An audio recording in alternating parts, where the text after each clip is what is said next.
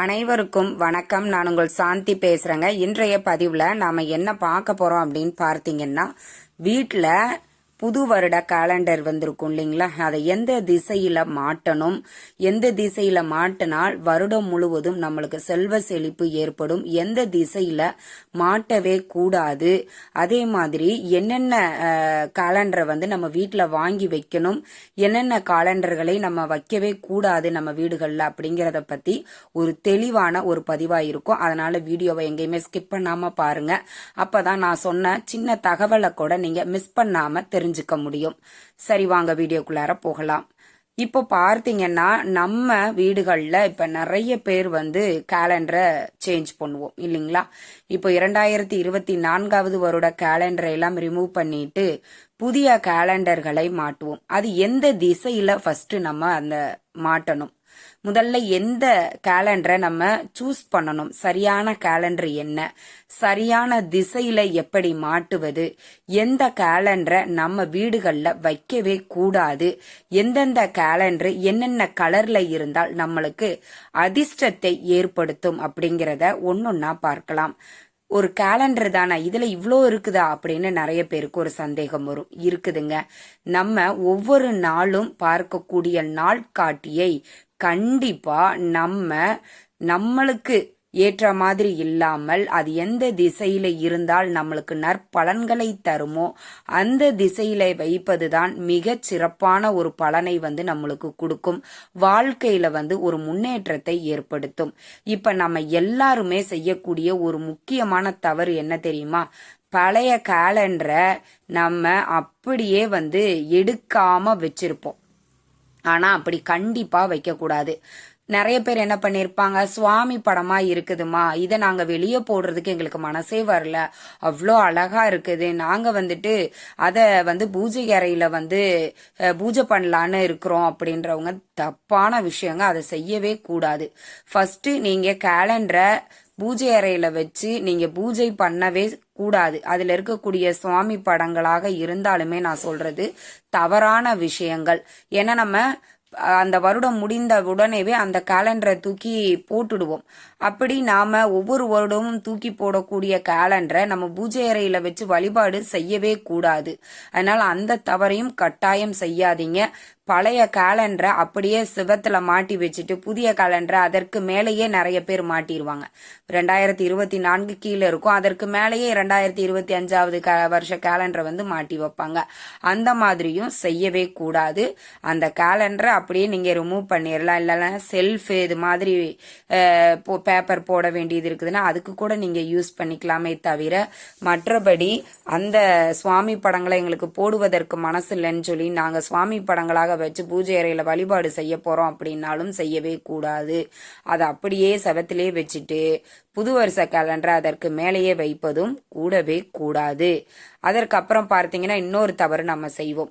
2-3 நாட்கள் அந்த தேதி தின கேலண்டர் இருக்கும். அதுல தினமும் அந்த தேதியை நம்ம கிளிக்கவே மாட்டோம். அதை என்ன பண்ணுவோம்னா, அதை 2-3 நாட்கள் அப்படியே விட்டுட்டு சேர்த்தா அப்படியே ஒரு 4-5 பேப்பரை நம்ம கிளிக்கிற மாதிரி வரும். அப்படியும் நீங்க செய்யவே கூடாது. தின கேலண்டர் வச்சிருக்கிறீங்கன்னா தினமும் அதை கிழிச்சு கசக்கி தூக்கி போட வேண்டாம். நிறைய பேர் செய்யற பழக்கம் அதுதான். உடனே ஒரு பேப்பரை கிழிச்சோடனே அதை கசக்கி அப்படியே டஸ்ட்பின்ல நம்ம தூக்கி போட்டுருவோம். வேண்டாம். அந்த நாள் நம்ம ஆரம்பிக்கும் பொழுதே அந்த மாதிரி ஆரம்பிக்காம அதை அப்படியே கிழிச்சு அப்படியே நீங்க டஸ்ட்பின்ல போட்டுருங்க. அதை கசக்கி அப்படியெல்லாம் தூக்கியெல்லாம் போட வேண்டாம். அதே மாதிரி இந்த மாத கேலண்டர் இருக்கும், மந்த்லி கேலண்டர் இருக்கும் பாத்தீங்களா. அதுல நிறைய பேர் செய்யற தப்பு என்னன்னா, நான் மறந்துடுவேன் அப்படின்னு நிறைய விஷயங்களை கஜ கஜ கஜன்னு நோட் பண்ணி வைப்பாங்க. அது மாதிரி ரொம்ப கசகசன்னு இல்லாம நோட் பண்ணி வைக்காம முக்கியமான நாட்களை நோட் பண்ணி வச்சுக்கோங்க. கிறுக்கி வைக்கிறது கேலண்டர்ல அது மாதிரி எல்லாம் செய்யவே கூடாது. அந்த விஷயங்களையும் கட்டாயம் நீங்க செய்யாமல் இருப்பது ரொம்பவே நல்ல பலன்களை உங்களுக்கு கொடுக்கும். சரி, இந்த கேலண்டர் என்னென்ன கலர்ல நம்ம வாங்கினா ரொம்ப விசேஷம் அப்படின்னு பார்த்தீங்கன்னா, பச்சை, வெள்ளை, சிகப்பு, பிங்க் கலர், ப்ளூ கலர்ல வந்தா கட்டாயம் நீங்க வாங்கிட்டு வச்சுக்கோங்க. இது வந்து நம்மளுக்கு நல்ல பலன்களை கொடுக்கும். அதனால இந்த ப்ரிஃபரன்ஸ் வந்து இந்த கலர்ல உங்களுக்கு கேலண்டர் கிடைச்சதுன்னா விட்டுறாதீங்க. அதை உங்களுக்கு வச்சுக்கோங்க. நிறைய கேலண்டர் வந்து இப்போ உங்களுக்கு கிடைக்குது, இல்லை எங்களுக்கு கொடுப்பாங்க அப்படிங்கிறவங்க கூட இந்த மாதிரி கேலண்டரை நீங்கள் ஃபர்ஸ்ட் எடுத்து வச்சுக்கோங்க. மீதி இருக்கிற கேலண்டரை வந்து அக்கம் பக்கத்தினர்களுக்கு கொடுக்கலாம். இல்லைன்னா உங்கள் வீட்டுக்கு வேலைக்கு வருபவர்கள், இல்லை அரசு பணியாளர்கள், இப்போ குப்பை வாங்குவதற்கு வரக்கூடிய பணியாளர்கள், அவங்க யாராவது வர்றாங்க அப்படின்னா அவங்களுக்கு கொடுங்க. இல்லாதவங்களுக்கு அதை வந்து நீங்கள் கொடுத்துடலாம். ஆனால் கேலண்டரு பச்சை, வெள்ளை, ரெட்டு, பிங்க், ப்ளூ இந்த மாதிரி கலர்ல தான் நீங்க வாங்குவது ரொம்பவே சிறப்பான பலன்களை வந்து உங்களுக்கு கொடுக்கும். சரி, இப்போ எந்த திசையில நம்ம மாத்தணும்? இந்த கேலண்டரை வந்து குறிப்பிட்ட திசையில் மாட்டுவதனால் மட்டுமே நம்மளுக்கு நற்பலன்களை வந்து கொடுக்கும். எந்த கேலண்டர்னா இது வந்து கிழக்கு நோக்கி இருக்கணும். அதாவது நீங்க இப்போ மேற்கு பக்கம் நீங்க செவத்துல வந்து மாட்டி வச்சீங்கன்னா அது கிழக்கு பார்த்தவாறு இருக்கும். இப்படித்தான் வந்து கேலண்டர் மாத்தணும். அதே மாதிரி வடக்கு திசை பார்த்தவாறு மாற்றணும். தெற்கு சுவத்துல நீங்க மாட்டி வச்சீங்கன்னா அந்த கேலண்டர் வந்து வடக்கு பார்த்த மாதிரி இருக்கும். கண்டிப்பா வடக்கு பார்த்த மாதிரி உங்களுக்கு வாய்ப்பு இருக்குதுன்னா கட்டாயம் அதை பயன்படுத்திக்கோங்க. அந்த திசையை பார்த்தவாறு கேலண்டரை வந்து நீங்க வையுங்க. அடுத்தது வந்து கிழக்கு பார்த்தவாறு, அதாவது மேற்கு சுவற்றில் நீங்க மாட்டி வச்சீங்கன்னா அது கிழக்கு பார்த்தவாறு இருக்கும். தெற்கு சுவற்றில் மாத்தி வச்சீங்க அப்படின்னா அது வந்து வடக்கு திசையை பார்த்தவாறு இருக்கும். இப்படித்தான் நீங்க கேலண்டரை வந்து மாட்டி வைக்கணும். இப்ப வைக்கவே கூடாத திசைகள் என்ன அப்படின்னா மீதி இருக்கக்கூடிய 2 திசைகள் தான். மேற்கு தெற்கு பார்த்தவாறு நம்ம கேலண்டரை வைக்கவே கூடாது. இந்த 2 திசைகளை நோக்கி நீங்க கேலண்டரை வைக்கும் பொழுது உங்களுக்கு பணவரவு அதிகரிக்கும், வாழ்க்கையில வந்து ஒரு முன்னேற்றம் ஏற்படும் அப்படின்னு சொல்லப்பட்டிருக்கு.